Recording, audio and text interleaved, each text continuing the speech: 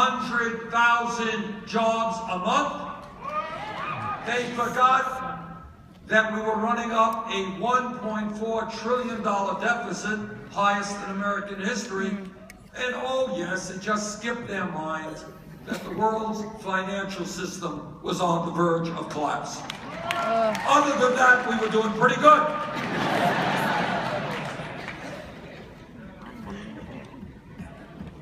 And the point is also that when we talk about Dr. King and his legacy, I want everybody here to know this, because not everybody does, that when he died, he was working on a major project called the Poor People's March. Do you all know that?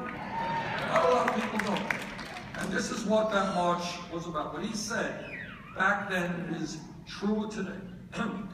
What he said is, in a land of so much wealth, in a land that can spend so much money on the military, in a land that can give huge tax rates to the rich, why are so many people living in poverty?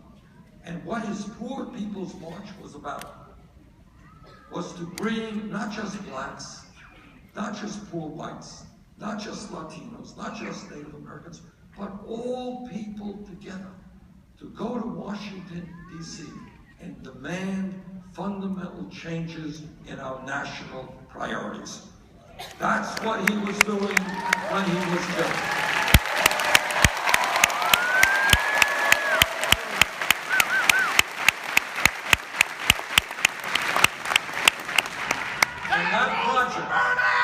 Bringing poor people and working people together to fight for economic justice is exactly what this campaign is about.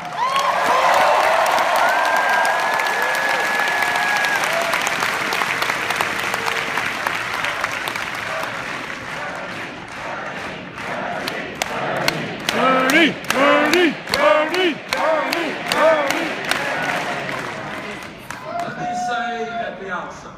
Let me be very, very clear with you and tell you what no other candidate for president will tell you. It's the truth.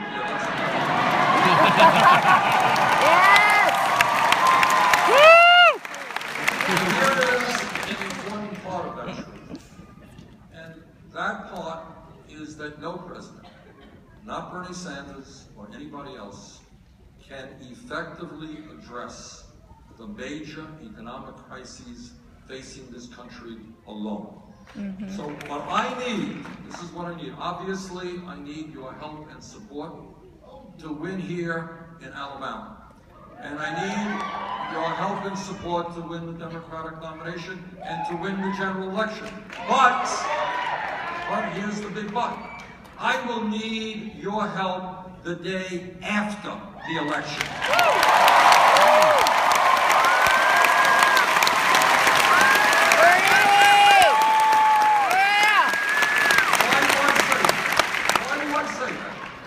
I'll tell you why I say this, and I'm telling you a truth that no other candidate will tell you. And that is that the powers that be in this country, Wall Street, corporate America, the large and wealthy campaign donors, the corporate media, they are so powerful that no president alone, no matter how well-intentioned, can bring about the changes that we need. And that is why we need a political revolution. The only way that we bring about real change is when millions of people begin to get involved and demand that Congress and Washington start representing the interest of ordinary Americans.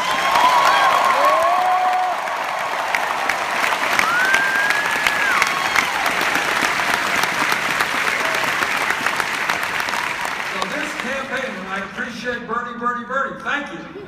But it ain't Bernie, it is you, and you.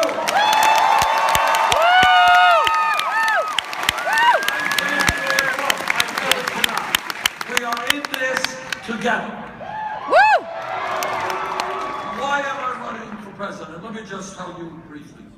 I'm running for president because despite the fact that we are better off today than we were 7 years ago, the truth is that for the last 40 years in this country, the great middle class, once the envy of the world, has been disappearing. Today in Alabama, today in Vermont, you got moms working, you got dads working, you got kids working, you got people doing 2 jobs, you got people doing 3 jobs, just to cobble together some income and some health care. Today in America, the man worker in the middle of the economy is making $700 less in inflation adjusted for dollars than he made 41 years ago. That woman in the middle of the economy making $1,000 less than she made in 2007. So here's a radical idea. You guys ready for a radical idea? We are going to create an economy that works for the middle class, not for the billionaire class.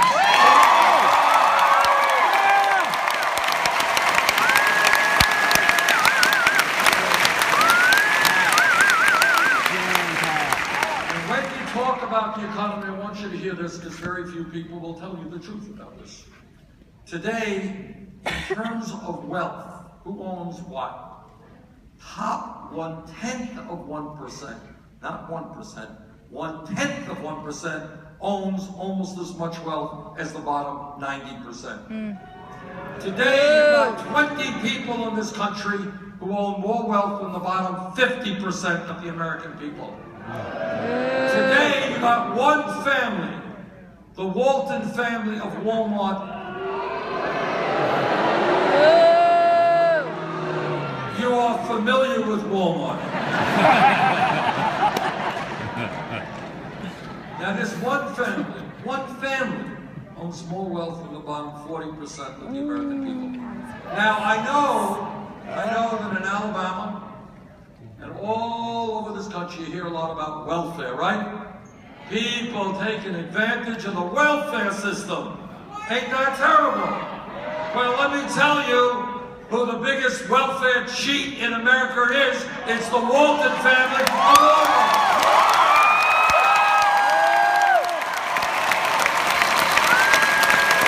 You know why? Yes, Bernie! You know why?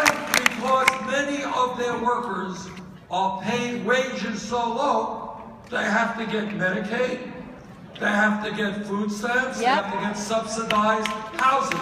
In other words, the middle class of this country is providing welfare to the wealthiest family in this country. Doesn't make sense to me. He said it. I've got a message for the Walton family. Get off of welfare, pay your workers a living wage. Yes!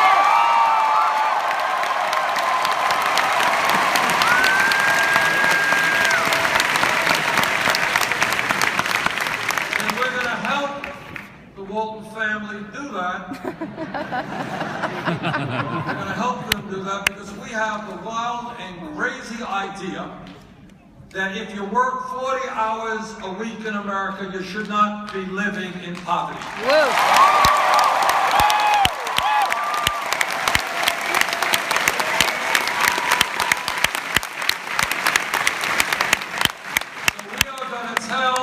Walton family and every employer in America that we're going to raise the minimum wage to $15 an hour.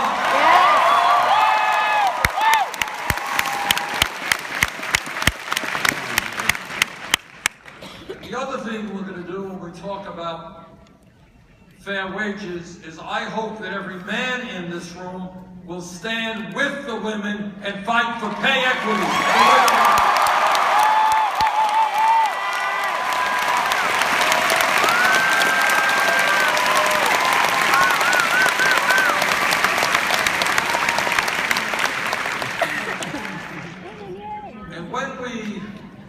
Talk about the economy, let's be honest and talk about unemployment.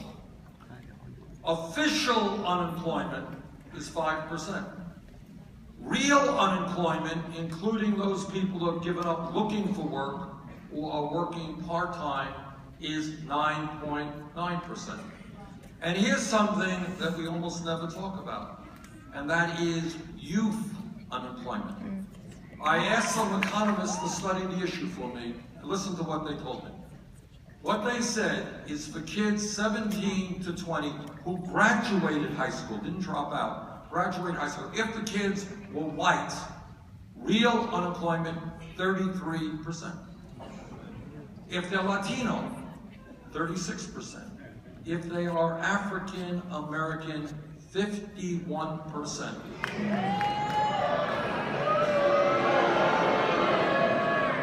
Now, it seems to me that if anyone in this room does not see the connection between this outrageously high level of youth unemployment and the fact that we have more people in jail than any other country on earth, you would be mistaken. Yes, Bernie!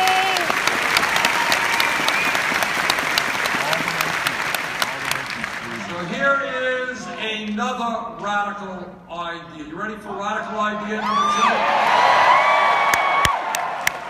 What about having the federal government invest in education and jobs,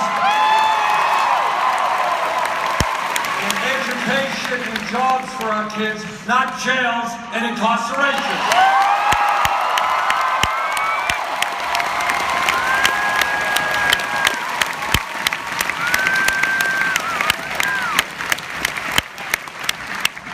You know, a lot of my Republican colleagues, they run all over the country, and they talk about family values. You ever hear them talking about family values?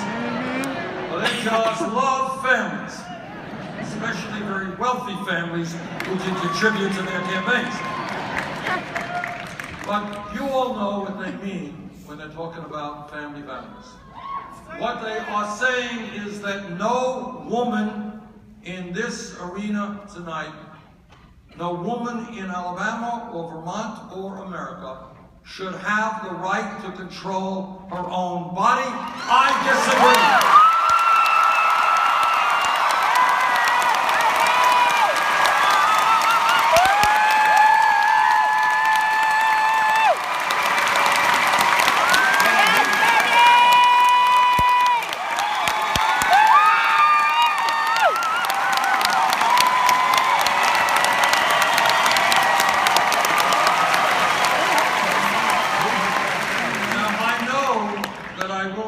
Shock anybody here when I suggest that a lot of politics in America deals with hypocrisy, right? You're all shocked when I tell you that. But I think some of my Republican friends have taken hypocrisy to an historically high level. You see, they go around the country, they say, we hate the government. We hate Social Security. We want to cut Social Security. We hate Medicare, we hate Medicaid, we hate the EPA, we hate federal education, we hate everything about the government. Oh, except for one thing. In a very highly difficult and personal decision that women have to make, they love the government getting involved in those lives.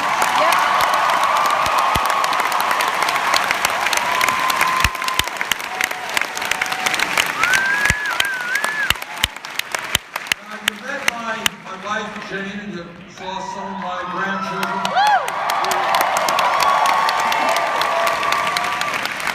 You saw my son Dave and his wife Liza. I have a lot more kids. A lot more grandchildren. Oh, I didn't bring them all tonight. But we believe in family values. We believe very much that we've got to strengthen families in America. But our view on family values is very different than the Republican view.